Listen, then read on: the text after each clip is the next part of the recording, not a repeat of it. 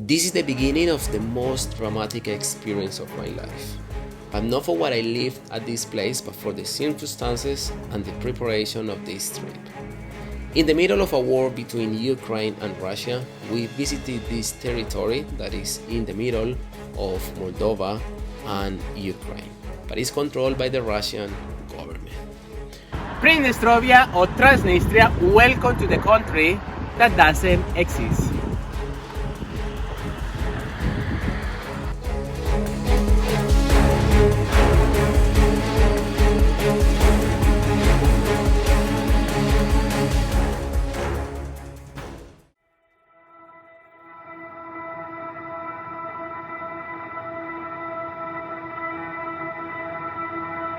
8 o'clock in the morning in Chisinau, the capital city of Moldova. We are expecting to drive 80 kilometers, 1 hour to the border control, and then 30 minutes to Tiraspol, the capital city of Transnistria. To get to this point, it took me several weeks of research to understand what was going on at this place, especially because there were some rumors of a Russian invasion in Transnistria, but also in Moldova. It was a last-minute decision that was made the first day we arrived here in Chisinau. I was in contact with a local agency that ran tours every day to Transnistria. They are located in Tiraspol, and they were pretty confident to recommend us to travel with them without any issue. So we decided to go with them, especially because I thought it would be great to go with someone who could tell us a little bit about the history, a little bit about the place, but also to feel much safer and to understand what was going on in this territory.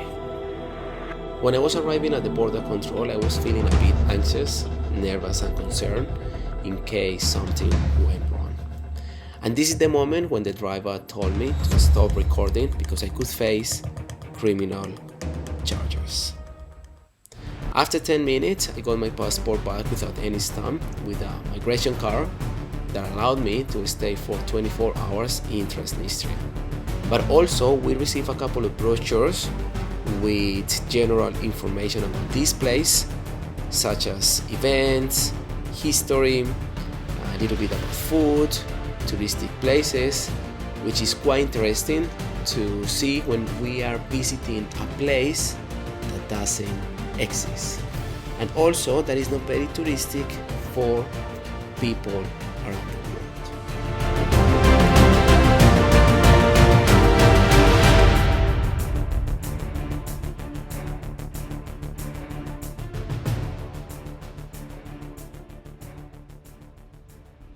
This is the beginning of our tour in Transnistria for some people here. However, people in the west call it Transnistria. Two different names for this independent country. We are here with a local tour, so he's going to show you and show us a little bit. In this city, we are actually a little bit far away from Tiraspol, the capital of the city. We just passed an abandoned building and a small monument to Jewish who died in the Second World War. This is the main river of this place. So basically, for some people, it's the river that divides the countries, right? Yes. In some parts of the country, this river divides Moldova from Transnistria, but not everywhere. So not everywhere. So in some parts, there is a division between Moldova and Transnistria. However, in other parts, it becomes some of the region, some of the territory becomes part of Transnistria.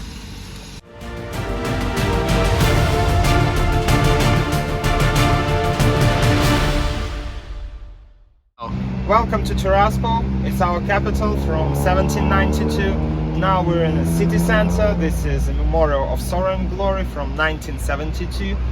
It's the tank famous T-34 from the Second World War, brought here from Lithuania, if I'm not mistaken. It was placed here in 1968. This small chapel is from 2011, chapel of St. George, but mostly used for wedding couples, for photo sessions and so on.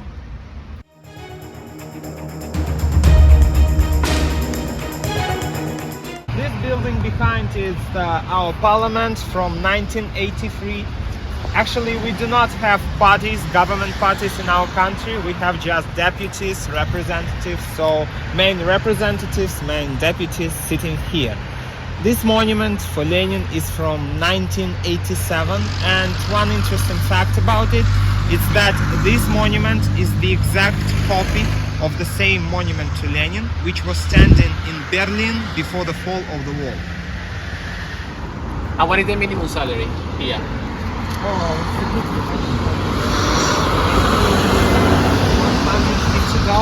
$150, the minimum salary.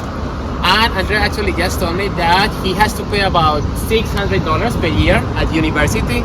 But it's like in some countries, especially in South America, where you pay the money, so the government gives you money, but you have to give it back. So it's not free university. You have to give it back. The money. We are just exploring the capital. We are here in Tiraspol. Can you tell me please about that sign? What is that one? We have that one. This sign is for shops called Blagoda. They produce milk, they produce meat, so it's just advertising. And what is actually the main source here for the economy? Agriculture, of course, textile, alcohol production. We have wheat, and it produces everything from beer to vodka, brandy, cognac, wine. Also, we produce energy and sell it to Moldova. We have 2 power plants, and also steel. We have steel factory in the north.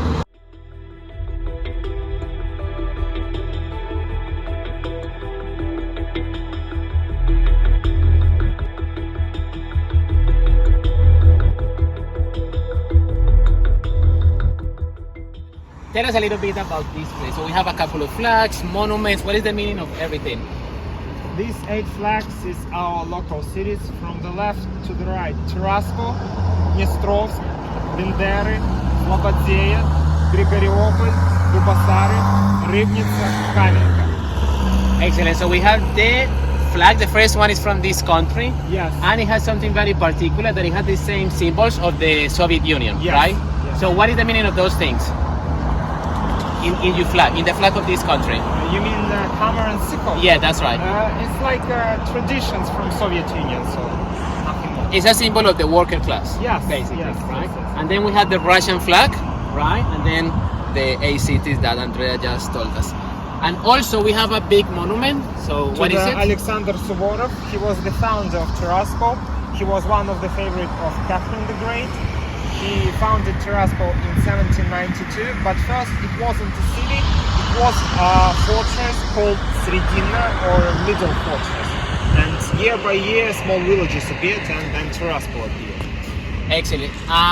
We are actually recording this video with mobile phone for security reasons. It's not allowed to bring big cameras because journalists need permission and Yes, everything. yes. So just in case the audio is not the best. And the last thing, what about the last 3 flags over there? We have 3 flags over there. Let's point it over there. 3 flags of the same unrecognized countries which recognize us and we recognize them. From the left to the right, Abkhazia, South Ossetia, and Nagorno Karabakh, or Artsakh. And they are actually located around Georgia, Georgia, Armenia, Azerbaijan, in Caucasus.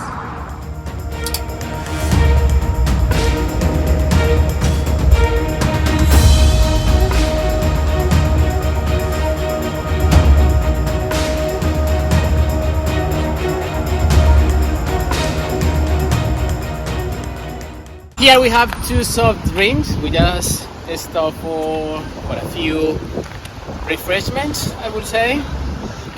The first one tastes like apple. The second one is like Listerina for your teeth. Very particular, even though you can see mint picture in the front. Only for 50 cents, very cheap. And this is 2 unique products you can find here.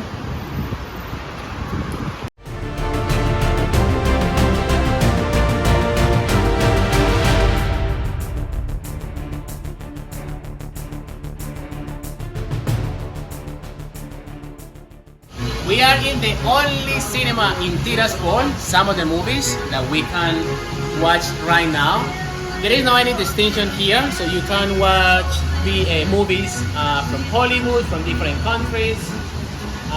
Very particular, the music, and I'm gonna show you a little bit outside. Let's have a look outside.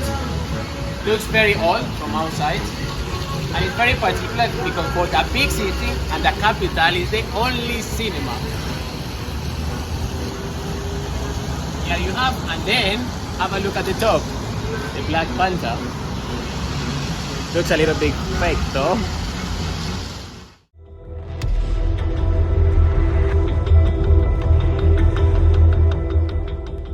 This is the official bank of this country. So the Transnistrian ruble is the official monetary unit and is being in circulation since 1994.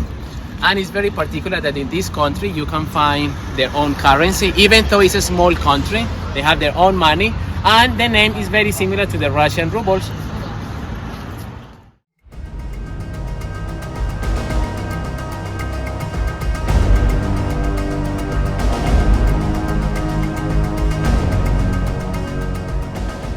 We're in one of the last stops of this tour in Tiraspol. This is actually the place where Andrea studies.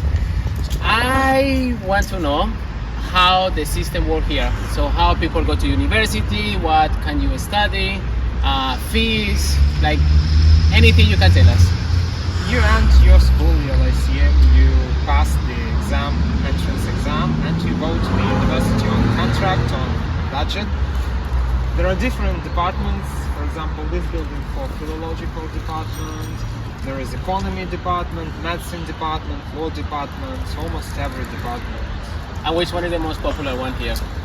I think economy, medicine, and philological. And most of people stay here, or they keep studying in other countries?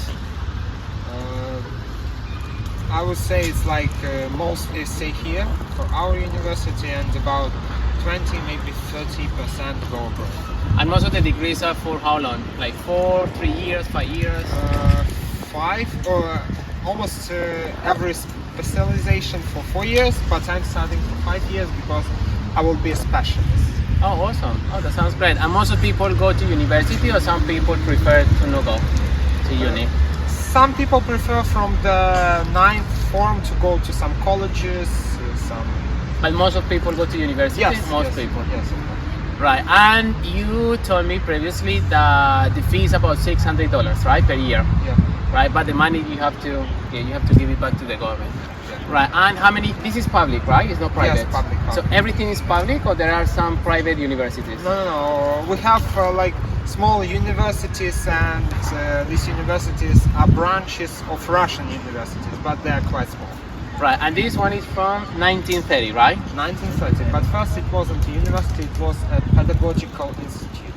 Ah, pedagogical institute. All right.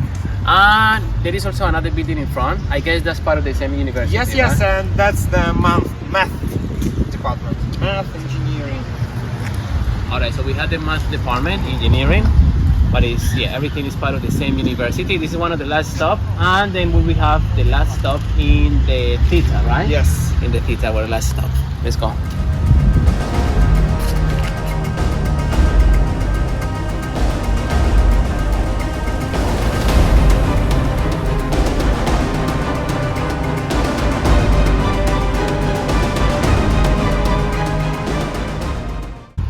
We are finishing our tour here in Tiraspol. I'm just a little bit curious about something that I've seen everywhere, petrol station, supermarket, and it's something called Sheriff.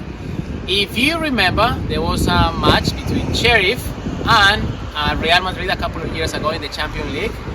From there, this team became really popular, or this brand, this name became really popular. And I want to ask you, Andrea, about Sheriff. What does it mean? Who is the founder? Why is everywhere here in Transnistria?